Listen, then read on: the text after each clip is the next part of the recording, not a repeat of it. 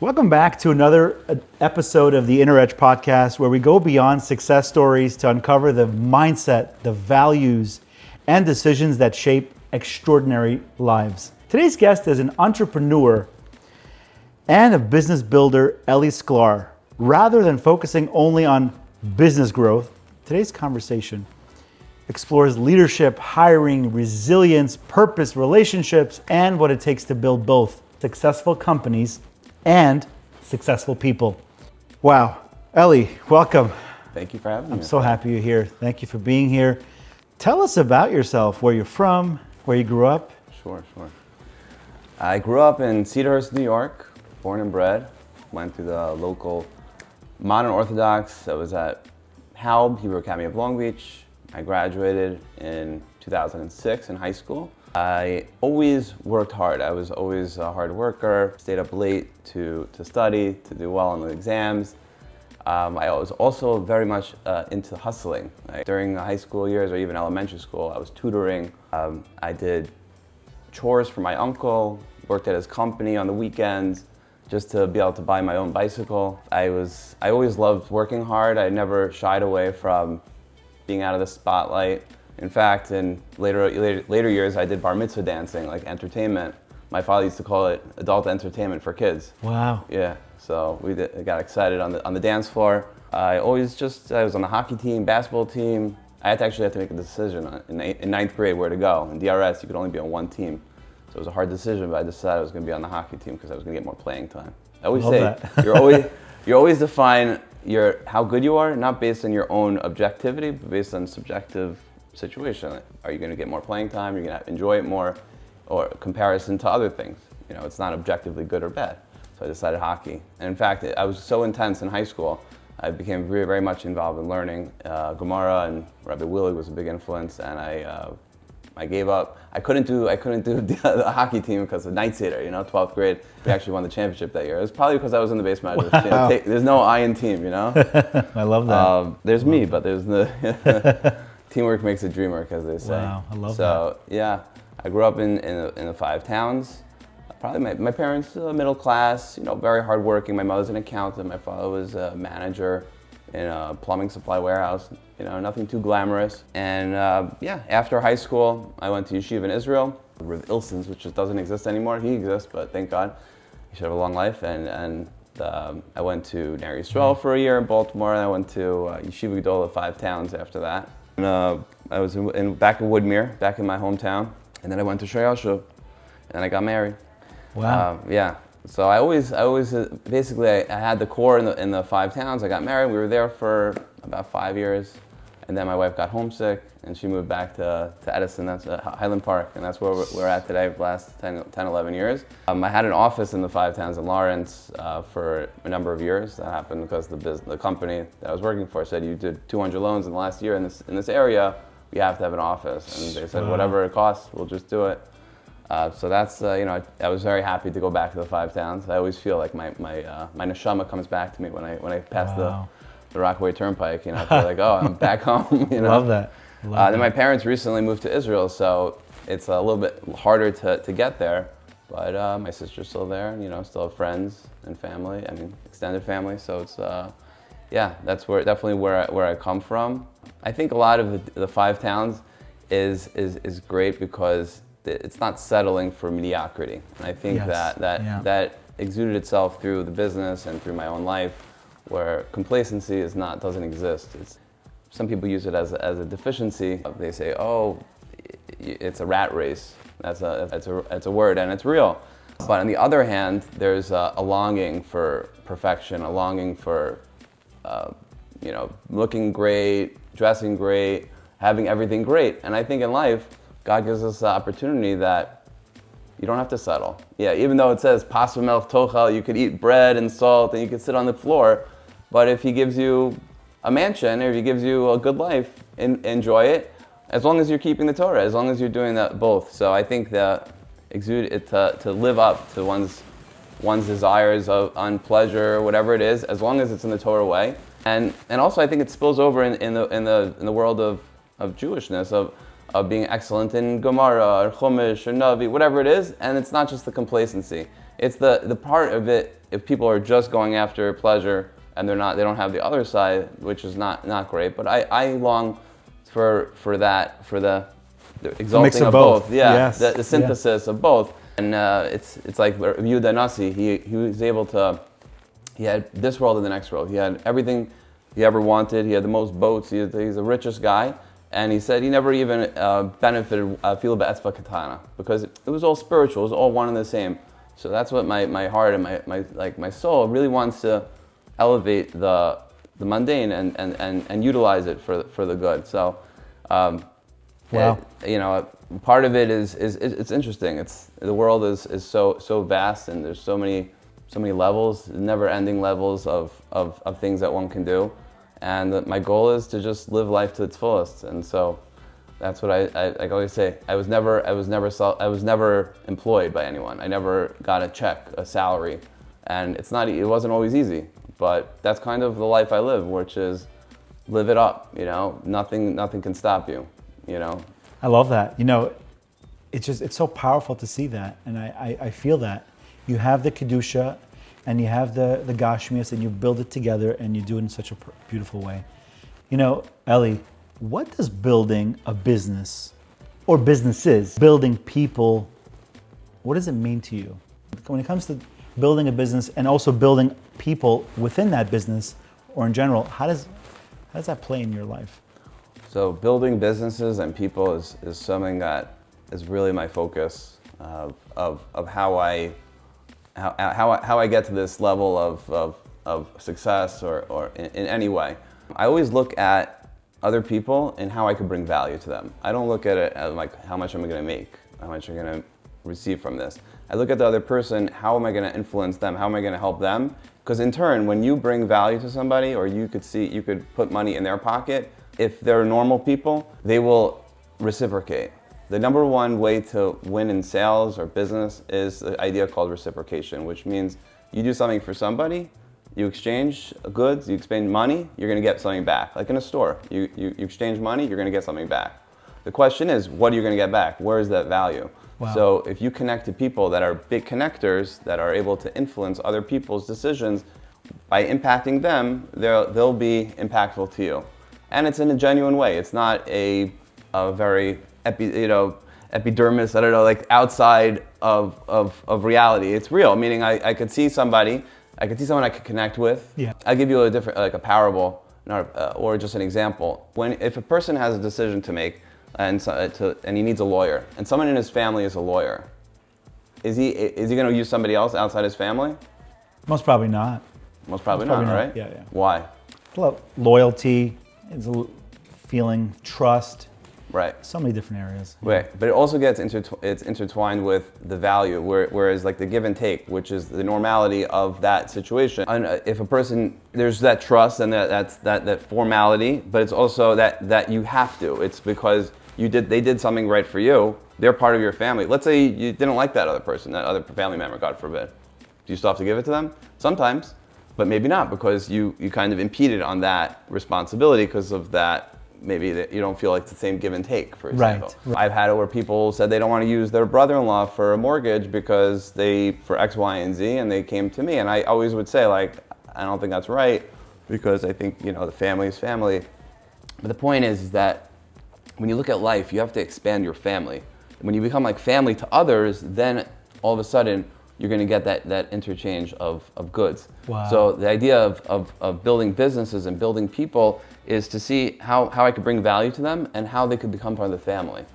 A lot of times people post on Instagram or Facebook or LinkedIn their successes. And by the way, it's a very mixed emotions with it. Sometimes I'm very happy for them. I don't have jealousy, thank God. Like it's not, but I also think it's like a little bit, it's like, why are you doing that? What are you trying to promote? If you want to say how you did a good story, how it was a successful transaction because you did X, Y, and Z, and therefore they were able to get to the finish line, that's a good story because people could relate to it. But just showing people's successes, I think that draws a lot of attention and negativity. Yeah. And people, it's funny, I get like maybe if I posted anything, I'll get 10 people who are in charity be like, yo, it's been a long time. I got a raffle coming up, right. Maybe pre-raffle, post-raffle. There's always opportunities. Yeah. But the point is that When it comes to people, when it comes to these posts, I get mixed emotions because if you bring value to somebody, you're going to get that back. But that is not really valuable. I like this podcast is great because there's, hopefully people will learn from it. Maybe they'll take some things from it, and therefore, it'll be a good thing for the world. But if just posting is just, and I think a lot of people lost business. There are a lot of big companies, unfortunately, that had a lot of big turmoil. And I don't know if it's true, but they were posting every day that they're closing funding, and then something happened, and with the government and ordinances and different things like that, where sometimes it's good to be quiet and a little bit. Love that. And just focus on value, focus on relationships. I think the beginning when I started out, I can tell you how I started out. Basically, I was finishing Touro College while I was in Cedarhurst, and this is 2011, and my wife, we got married, and thank God we were having twins, 2012 in the summer, and I was like, okay, I was interning in Cross River Bank, and I said, okay, I need a job, twins, nurses ain't cheap, diapers not free, and so I went over to the manager who managed my internship, and he basically said, unless you're a senior underwriter, there's no job for you. You had no job before this? No job before that. Wow. So I said, okay, I don't have, and I went into the office and I said, hey guys, I don't have a job. Anyone know anyone? And one of them sat down and was like, okay, how much you want to make? After, in 2012, it was the summer, I don't know, 50, 60,000 sounded like a, normal salary back then. With inflation, it's probably 100 right now. Right. But I said, okay, 50, 60,000. So some guys is like, sit down. So he's like, an average loan, you make, let's say, $3,000, $4,000 at that time. You do one and a half loans a month, you're good to go. I said, okay, where do I sign? I didn't even ask. Wow. And that summer, that was it. That was it. They're like, well, we'll give you like $100 or something like 200 maybe for gas. It was in Teaneck, and I was traveling from the 5 towns. Yeah. So it was like, I don't know, besides the travel time, 3-4 hours a day. Wow. It was, gas and tolls. But I was like, okay, where do I do it? And then I just, friends and family networked, and people who trusted me, and that's how it was. But I did. Sometimes you have to build relationships when it comes to give and take. People need an open house. They want a friendly loan officer to cover expense, and also you spend time with them. So that's something where I'm not looking to just take. I'm going to give, and I really always look to real estate agents if I could provide value by referring clients. If I have a need, or if I have family that needs, or friends. I've had a whole AI campaign, cold calling, to be able to get leads for brokers, so that they say, hey, listen, you send me one deal, I'm gonna get you 2, or opportunities at least. You can never put money in their pocket per se, but if you have the opportunity to do it, someone who trusts you, it's a partnership, and I'm gonna bring that back. Trust is at the forefront. Yeah. So build that trust. So yeah. How do you build trust? So like I said, the bringing value to the people by seeing what their needs are, by seeing what hurts, what didn't work before, what could work now. When you build that trust and you come to their issues and you solve those issues, then you become like family, and you're able to build those relationships. So those are the building of businesses or people. I think in people in general, when you look at somebody, there's so many people that need hugs. Efraim, you're a perfect example of that. You're a hugger, man, and I love it. I appreciate you feel so, and beautiful smile. It's like, oh man, I just want to be next to the person. I think Tony Robbins said, he comes into a room, would you rather be friendly with a guy who looks his head slumped and dragging his feet and looks like he had the worst day in his life, or someone who's excited to see everyone, starts high-fiving everyone, and you want to be with that person. You want to be that person. So I think being a positive light, and then people will come to you as opposed to just being negative. I love that. Yeah. I love that. You mentioned you never had a job. You built yourself up from the ground. I guess the question is, what is the biggest misconception about entrepreneurs that entrepreneurs have when they start out? I think entrepreneurs in general feel that it's very hard to get into entrepreneurship without any cash flow. You have to be at the right time in order to give up cash flow. I think there's Gary Vaynerchuk, he has a thing where people have the 9 to 5 and they're always like, I want to hustle. He's like, listen, keep your 9 to 5 and do the 5 to 9. Meaning after you're done work, then you can hustle, you build the cash flow that you have enough to live off of, and then you're good to go. Wow. But I do believe very strongly if you're going to go into entrepreneurship, number one, you have to go in 100%. Like, I mean, this is kind of a conflict what I just said before, but if you're actually going to go into it, you have to give it all you have. Now, you have to be in the right predicament in order to go into it. So it's a challenge for most people, and so you have to really know what you can handle. Because I would say in the mortgage business, you want to get in the mortgage business today, don't expect to be successful until 2-3 years in. Wow. The first year, I remember going to my rabbi, Ellie Sklar, within 6 months maybe, and I said, Rabbi, I don't think I can handle it. You know, Really? all these deals coming in, but like one just didn't pull through, or another one, you know, whatever it is, and I didn't have a closing, and I was like, I was stressed. He's like, listen, I'm a salary person. I know I'm making that, I don't know what he said. He didn't tell me the exact number, but let's say it was 100,000. I know I'm getting a 2% increase a year. He's like, your Rosh Hashanah, when you daven, you're gonna be davening. He's Wow. like, me. He's like, Wow. me? I know what I got, you know, it's all good. So he's like, it's a big opportunity for you. And I never really honored that until I actually really made a lot of money. And I was like, oh, thank God he told me that. You know, in the year, like, you know, COVID-19, 20, 21, where I was closing, you know, 40, 50 loans a month, and it was just flowing. I was like, thank you, Rabbi Storch, for that, you know, that kick. That's incredible. Yeah. What do you think separates a great leader from a good leader? A great leader and a good leader is hiring. I think you mentioned that before. They say to get from 250,000 to $1 million, you could do it if you're excellent in sales and you have somewhat of a team. But if a person wants to make $1 million plus, they have to have, it's all about building the team under. Well, what does that mean? We know that the money, the blood source of all businesses is sales. And that's what brings in all the money. And the question is, how much sales are you going to do? So if you're able to delegate or amplify those sales, you'll be able to make more money. So building a team under you, whether it be a sales assistant or agents, VA, virtual assistants, they're able to delegate certain tasks that you don't have to do, and you can just focus on the big money makers. That is what I think creating a team around you is a big impetus, and allows you to do a lot of things. Like, I learn a lot. And it's only because I have a team under me. Meaning, I was learning till like 11:30. I was like rushing out from the base measures to come here, and it was great. But the point is, like, because I had a team, I was able to delegate. And it's a process. You know, the chicken or the egg. Who are you going to hire? How much are you going to pay? And really, that's the hardest thing is hiring. And it's hard to know, because you want to have good team members that really are incentivized or builders. But besides getting the infrastructure, building successful business is really just partnerships with great people that are able to build your business with less effort. The more influencers or people that are able to put money in your pocket because of the deal flow means less work. There's some deals that I could work nonstop. It could be for 60, 90, 120 days, and the client may not go with me for whatever reason.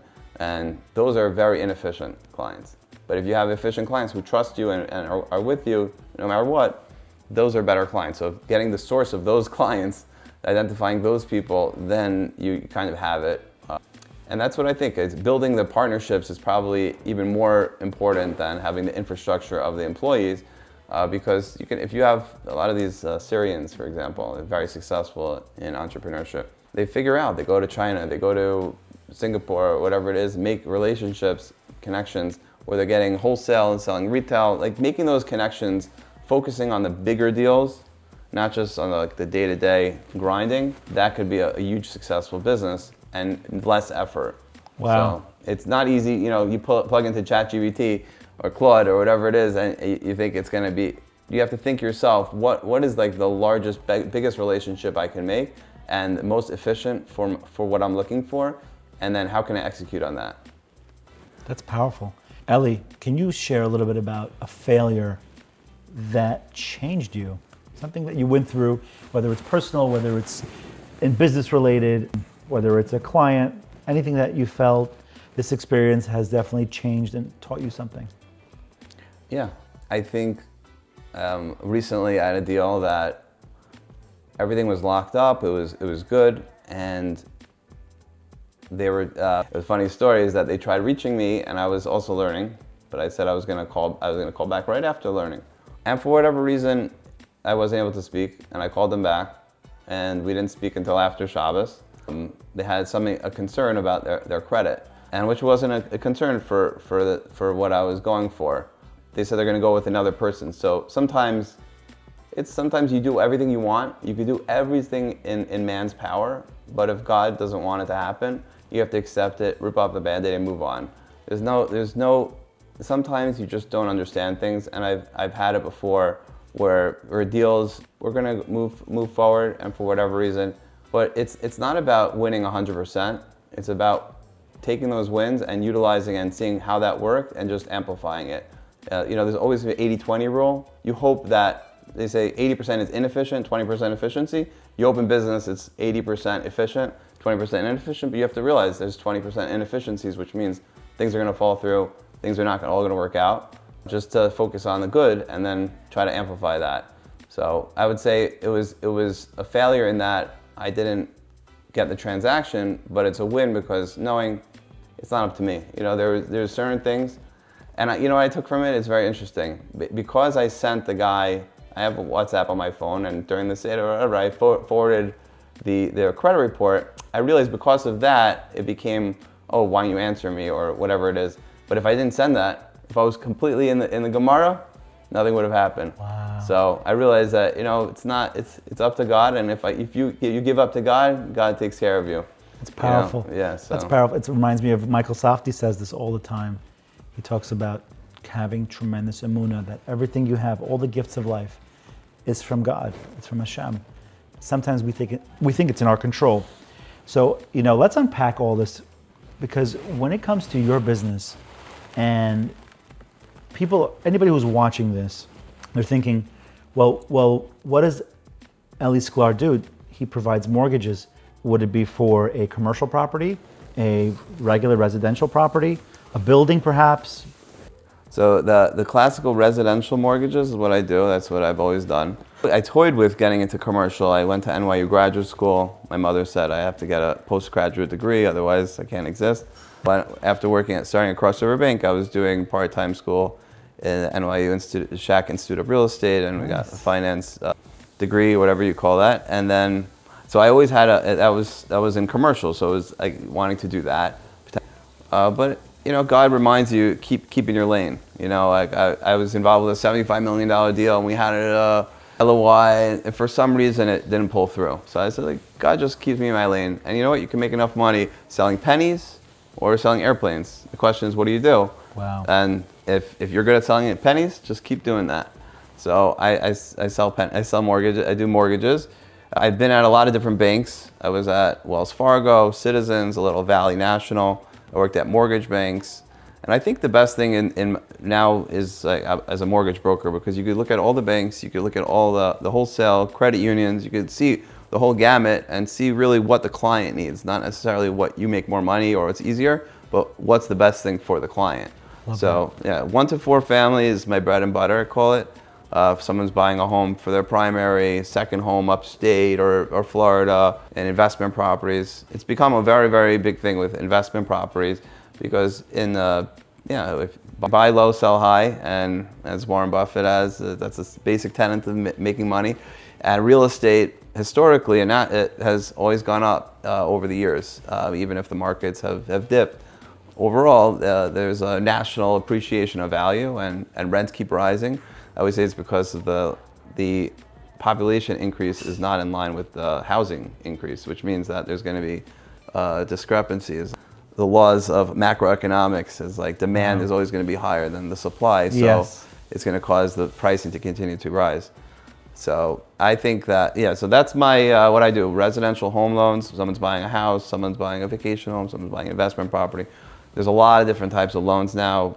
A lot of people don't qualify because they don't want to show income on the tax returns. They could do investment loans called debt service ratio. They use the rental income to cover, or do bank statement programs. A lot of people at bank who have successful businesses but don't show positive income on their tax returns. They could just show the revenue of their business and qualify. Wow. So there's a lot of that, even for primary residence loans, and it's called the non-QM, non-qualified mortgage. And those are very, very successful. I do also second mortgages, sometimes more complicated second mortgages and lines of credit. I toy around with the commercial world, but most of my business is really the residential. That's what I know I could control. At what point in your career did you feel, wow, I'm really good at this. I'm good at generating leads, sales, connecting with people, providing people with values, and just drive results for yourself, your family. Where did you feel that, I guess, at what point did you realize, wow, I'm really good at this and you've become successful? Or did it take time? Did you have a mentor? Did you have somebody that was a role model and what have you? So that's a good question. Over the time, I don't know if I look at myself as successful now either. I think I'm always growing. Over the years, I did sign up for certain coaching programs. The coaching programs that I associated with were very much, you do this, you do a certain amount of calls, you do a certain amount of meetings, you do a certain amount of activities, you get a certain amount of results. And for me, that when you build relationships, it's not like that.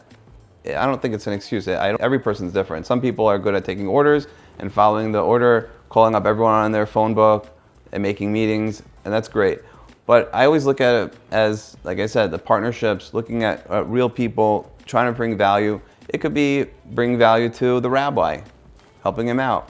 It could be helping out a title company to get more business, a notary, or to do or homeowners insurance, or flood insurance, or life insurance. Try to bring relationships where people, or financial advisors, CPAs, like trying to bring them clients, and then they're going to see, okay, I'm very serious about the business, and I know what I'm doing, and get that back. And so, when did I realize I was successful in it? I still don't think so. I think there's so many more people better than me, and they're as the family continues to get bigger, and it's like, whatever money you have, it just kind of woo. So it's never enough.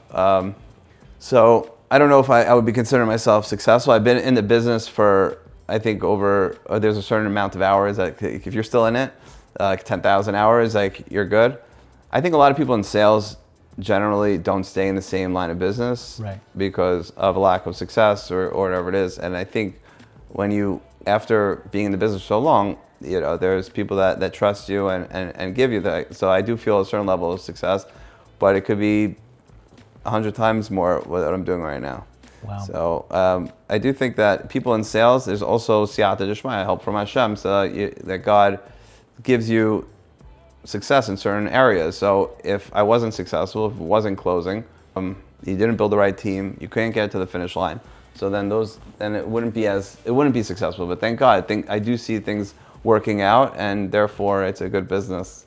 They say that a comparison is the thief of joy. And Ellie, you're always with a smile, always looking to the positive. And oh, by the way, living in Edison, New Jersey, I find there is no keeping up with the Cohens here, at least not that I think of. I don't think so. I think it's a simple life here in Edison, New Jersey. But how do you keep yourself from comparing yourself to other people's successes or other people's businesses, and just staying in your lane and saying, you know what, I'm doing what I'm supposed to, and I'm, thank God, successful in my own way. And you're keeping yourself, like you said, you have to have the kedusha, the holiness, and the gashmius, and they have to go together. But you're not allowing social media or other people's success make you feel, oh, I don't have enough. How do you do that? That's a great question. I would say the hardest times that I ever felt, like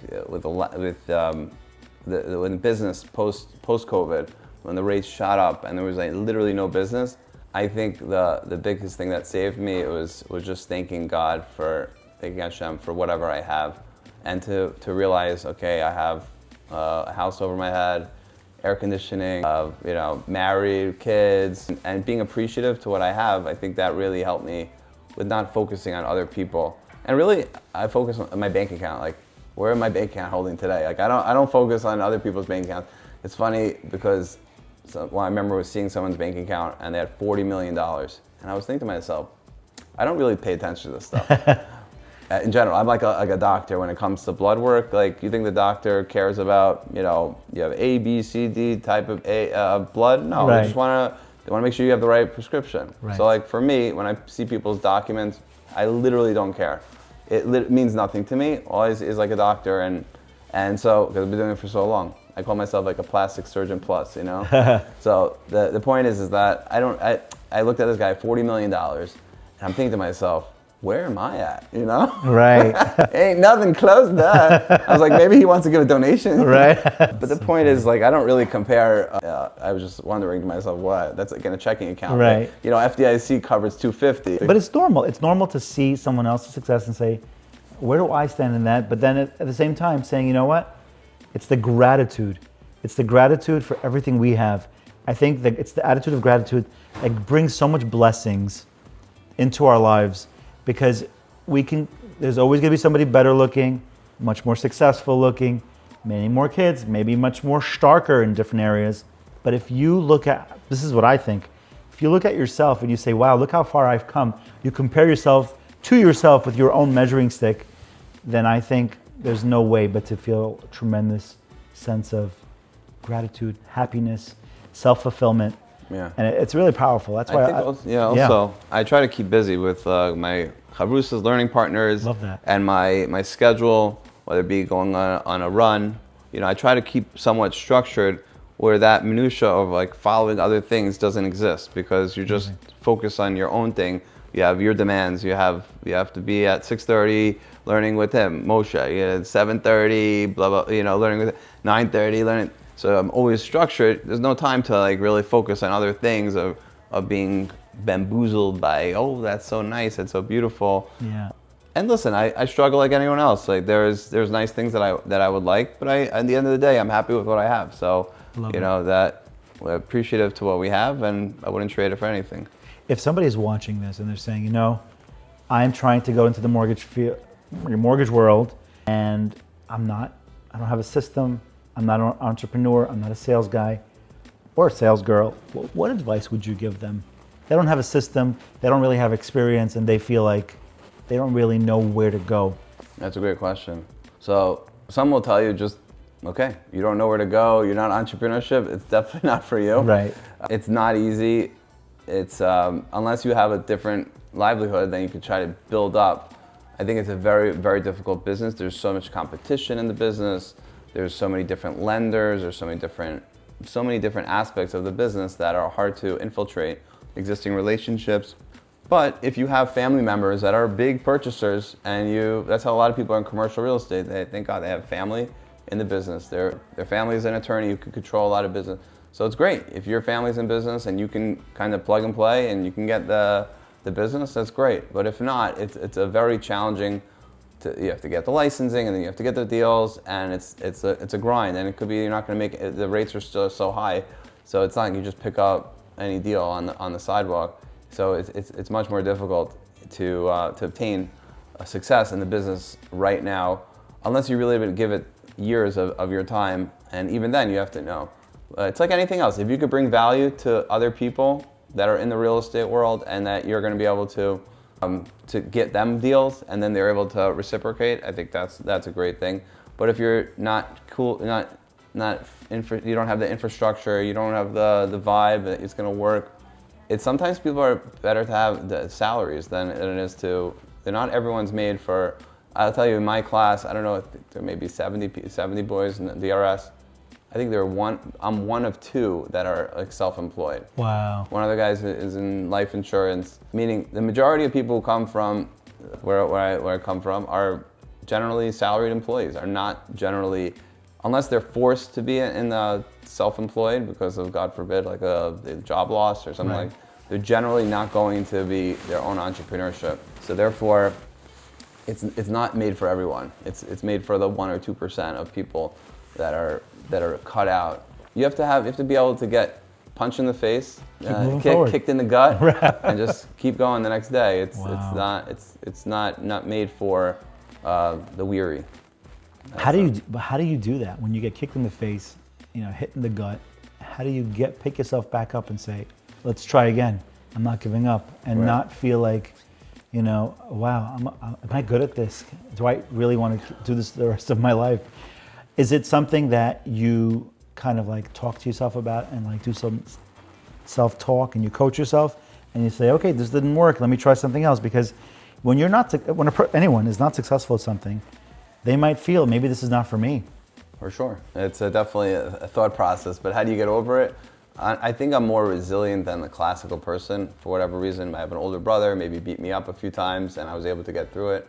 And the way I grew up and just the resilience that I have, believe on heart, it's deflective, meaning someone can punch me in the face, I'll just move on. And I won't want to start a fight with them. There are people that sometimes I'm on the phone, my wife would hear on the car, and how can you take how they spoke with you? I'm like, well, you didn't even say anything. I don't even remember. There's some things that I don't even, it doesn't even go in my process. It's just much easier to. Wow. Also, I'm not getting emotionally driven in these deals. Generally, more okay. Does it work? I'm like a doctor again. Does it work? Can we get it done? Can we bring value? Can we get it to the finish line? And that's kind of where I focus. I don't really focus on the emotions of getting hit. When you're a boxer, one of these great coaches said, "You're in a fire. You're in the fire. You're a firefighter. That's what you do. You fight in the fight. That's fire ignites you. That's what you do. Yeah. You are a firefighter. You don't have a job unless." So it's kind of that. I don't look at every deal like a firefight, and I try to be the firefight without having to get in the fire, and bring value and getting things to the finish line, making agents look good. Making my partners look like they're superstars, trying to honor them, and that's really what I long to do, is to make everyone happy, really. Ellie, who are the biggest players, by the way, when you're working through anything? Referrals, people you work with, are they real estate brokers, agents, lawyers, bankers? Yeah, I think in this business, real estate agents decide, they're like the captain of every transaction. So the captain says, sails the boat. As crazy as it sounds, when I bought my first house, I almost went to the broker and asked, who should I use for a mortgage? And I'm like to myself, I do mortgages. Why am I asking? Because in the mind, you're like, you want to satisfy everyone. Right? You want the transaction to go smoothly. So you want to appease them. Yeah. So therefore, those real estate agents have that captain. But most of it, I'll be honest, most of the clients that I probably have today are from referrals from past clients. I try to stay in touch with them and try to bring value. Whenever I have a client, I write a handwritten letter, thanking them. I'm thanking for the transaction, I'm thanking them for applying, and thanking the agent. But there really is the past clients are the core of a retention of type of loan. Because even one person may buy a home every 10 years, 30 years, but it's not common that they're going to buy another home. Maybe they'll refinance, but the point is that it's a one and done, unless you build a relationship with them and you try to get additional business from them. I also, a lot of times in the business, like title companies, insurance companies, I always try to leverage relationships. It sounds bad, but use the relationships that I bring value, bring them clients. I'm not looking for money, I'm looking for other deals. I had a title insurance guy recently that he referred a deal, his own deal, and I made a lot of money. If I made $30,000 from it, and then of course I'm going to send them title business. For sure. You know, how many titles, to equate for that? You can't compare. Meaning, you're helping me build my business, introducing me to people, and close deals are the best deals. So it's reciprocal. Absolutely. Reciprocal. So the best clients are any clients that are serious, ready to move. There was a time that I had AI agents calling people for refinance boom when it was a small dip. I closed one person I did at 5.625, and it went down. Like next week it went up. That worked, but that was completely out of the market. But most of the clients that I do is from referral basis. But the idea would be in the future to build enough education and value where people could see me throughout the country and utilize me, and then that would be great. That's awesome. And you can work from anywhere in the world. Correct. And you handle all the 50 states? Well, the company, the broker, Go Rascal does. So yeah, so basically, if I'm not licensed, I can get licensed, and we do it under the company. So fantastic. Yeah. Let's, you touched on something I was going to bring up, but you got it. AI. Today, artificial intelligence is really exploding, and the way of the world, the way it's moving. I saw a video last week that said they're scared with OpenAI and Anthropic Claude and Grok and Copilot and everything. They're saying in the next 6 years, they're thinking that it's going to replace I think 90% of all the jobs. Now, How do you feel about that? I mean, we all use AI now for a lot of things. But do you find that this whole world, the business you're in and your employees are impacted with AI? Is it helpful? Is it hindering performance? Or has it changed the whole business? I think AI is a great tool. I don't think it's going to replace like mortgage origination. I think with processes it's going to be helpful. Like for example, they have AI that are interconnected to our loan system that could review income documents. If someone has 100 different tax returns and losses and things like that, it would take a tremendous amount of Adderall for any individual. Tremendous. Like you need a very high dosage. You know, Yeah. you need to speak to many doctors, get multiple. Maybe off the drugs, off the pharmacy, you know. So it would take a tremendous amount of effort, teams upon teams, and if it's not even probably worth it. You might as well just pass on the deal. Right. But if you have AI, then AI can go in there and kind of work with that. So I think the processes of underwriting. We had a deal yesterday. I don't know if it's through AI, but I assume it is. We had a deal that was submitted in the afternoon. It was already approved. Only thing you needed is title. They didn't know it needed appraisal. It was for a refinance, but it didn't need an appraisal. Didn't need any income docs. Didn't need any assets. Only thing it needed was title, which is a third-party thing that has to be run. I don't know. I'm sure AI could figure that out, but it's run through the municipal searches, so it's not. I don't know if they have access to it. Point is like through AI, it makes the process much faster. Right. I think that's going to be great. I think creating more information is always helpful, more communication. If the AI can communicate more, express what we're thinking, and it delivers more security to the client, I think that's always going to be good. But in terms of like replacing loan officers, I think that people are going to use real people in general to trust. I think that I don't think sales positions are going to go out of the drain. Like if you're a real estate agent, imagine someone's buying a house, we use AI. Like, how does that work? Right. You know, right. Okay, they're going to show you the house. The AI agent's going to come from Mars and right. No, for sure. Virtual. I think it's the people that know how to utilize and use it effectively. Right. Will replace the people that don't know how to use it. It's like people that don't know how to use the computer right. or emails. It's hard to work and operate in today's world. Right. There's always exceptions. Like I remember I recently did a loan for a 100-year-old, and all they were doing was faxing. I didn't even know faxing still exists. But sometimes you deal with the old people and you deal with new people, young people. I think the people that use AI could have great websites, beautiful websites, gorgeous and interactive and flowing, and it makes aesthetically is beautiful. Will it impact people? I don't know, in the mortgage business? I think it's just going to help people have better turn times and good things like that. And save time. Save time. Lots of time, yeah. When it comes to family and legacy, Ellie, how has your family changed your leadership? I think that it's part and parcel, the legacy of the family in terms of leadership. I try to impact the town where I try to always just bring. I brought Night Seder into town when it was during COVID. No one was leaving their houses, and they had masks, and we had full entourage of food every night. Wow. Bringing to the community. And I think what happened, and also we host a lot for curative organizations or hosting for families that need places on Shabbos, and I think as a result the kids see that and they're also very, very sweet and also wanting to give and want to impact and be serious about the community. And I think that's part and parcel of the legacy, which is to impart kindness and beauty and try to make the world a better place by being active, not being passive. Many people are very reactive. We try to be proactive, and I think that's part of the legacy. Wow. Can you share a little bit about anybody who influenced Ellie Sklar?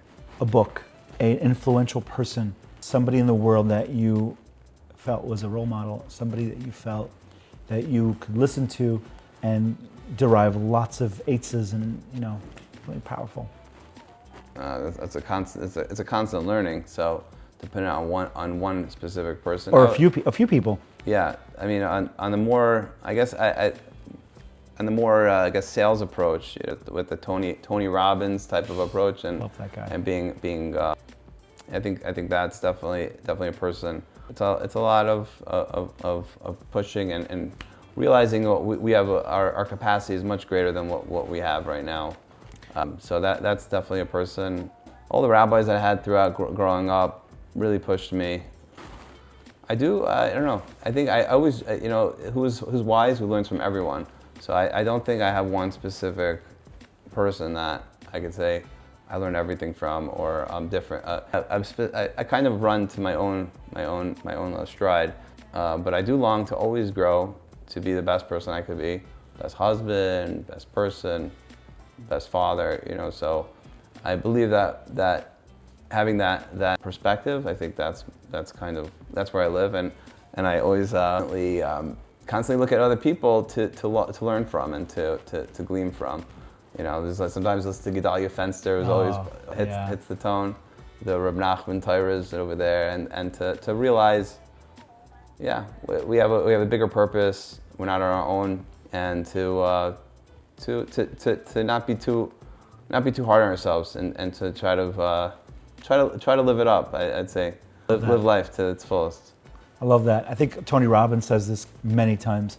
The quality of your life is a lot of times dependent on the quality of your relationships. It's not just what you take, it's really what you give. And I do believe that you embody a lot of that, and you're a big giver. You give more value sometimes than you take. So it's a real powerful thing, and I appreciate that relationship with you. And if you're looking back, and anyone who's watching this, an entrepreneur or anybody who wants to get advice, is one thing that you can share to leave the next generation with, what would it be? I think entrepreneurship is the only way to really make money. There's two types of people in the world. There's people that are salary people, and there are people that are entrepreneurs. If you want to bring value for your family, for money-wise, you have to really focus on the entrepreneurship. There are people that are salaried and then they have incentives. So those are obviously, you can make more money. But I think ultimately we work not for kindness. We try to have kindness to our family. Kindness starts at home, and to bring money to the table. I think entrepreneurship and sales is really the key, the lifeblood of really wealth. And it's not easy, and the people that are committed to it and are able to do it, those people are going to be successful. I do think that you have to try to be in sales. Like, one of the things I told people in the past is that try making an event. Try making an event in your town for whatever purpose, and see how many people you get. How much money can you raise? What do you do? You don't have to go fully in sales. Go and make an event. Try to do certain things that exude certain aspects of entrepreneurship, and see if it's successful. If you see you're successful, then you can be successful in anything.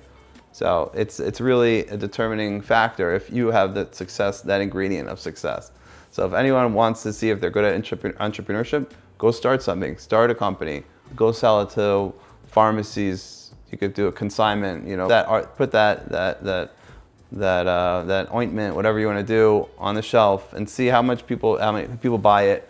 And then you could see if you're going to be good at that, you're going to be good at anything. Sales is irreplaceable. So if you're good at sales, then you'll be able to be good at anything. And that's the relationship building, becoming like family, bringing value. If a person knows that and are intuitive with that, then I think they'll be successful in all their things. Powerful. Thank you so much, Ellie. Thank you, Ephraim. Pleasure.